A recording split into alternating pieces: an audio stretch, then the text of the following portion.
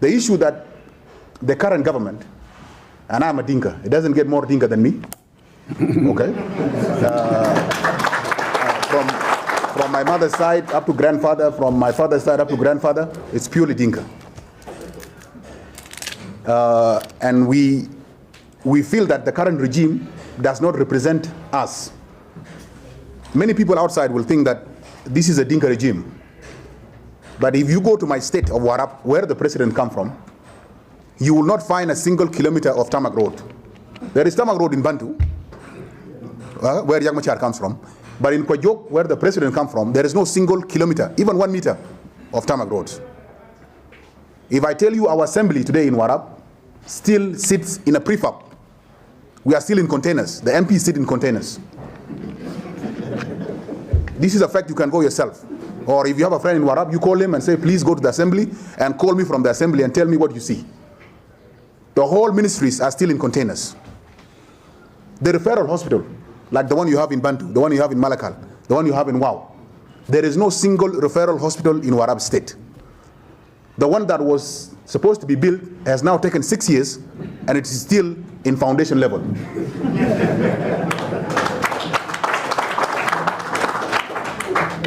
So the president himself, if he goes to his own home state and he gets sick, he will have to be transported to another state for referral hospital. But him, he has helicopters. He can call Paul Malong and Paul Malong can send helicopters. What about us, the innocent 1 million citizens of Warab, who don't have helicopters to fly them out of Warab? Where do we go to? You have to, if I go to my state today, Warab, flying from Juba, I have to land in another state first. We don't have an airport. A small airstrip where these small planes, Fokker 50 can sit, is not there. I have to land in Wau, then take a vehicle to Kwajok, or go and land in a Will, then take a vehicle to Kwajok. Now, how is this thing supposed to be mine as somebody from Warab when I am suffering more than anybody else? All I know is that these people have totally failed, and when they realize that they have failed, and the whole nation is going to rise up against them, they started killing the Nuer, so that the Nuer can also kill the Dinkas in Upper Nile, so that every Dinka pulls back and say, oh, Dr. Riek Machar is coming here to kill the Dinkas. So we better stick with this useless government of ours because it belongs to our tribe. And now that we are here, as the top youth leader in the country, and from Warab, the home state of the president, joining the movement led by Dr. Riek Machar from another tribe, this bubble is now busting. The people of South Sudan are beginning to realize, okay, that this is a failed government that wants to utilize the ethnic tendencies and the traditional differences these two brothers, the Dinka and Nuer, have to try and stay in power. When I came here, I have received over 600 messages. All of them are saying, we agree with you, Mr. Agel, that the government has totally failed. The President Kiir has no vision to take the country forward, but please stay with us because we are Dinkas. All 600 messages. No one says, why are you joining the Dr. Riek Machar, and Dr. Riek Machar has nothing to offer, and Salva has this and this and this to offer. Nothing. Yes, Dr. Riek Machar is more educated. Yes, Dr. Riek Machar has ideas and visions, the issues of federalism, the issues of reforms, democracy. Okay, yes. But he's a Nuer. Just come and sit with us because you are a Dinka. Please don't destroy your future. No, it is when we accept to divide these countries on tribes that we are destroying our future.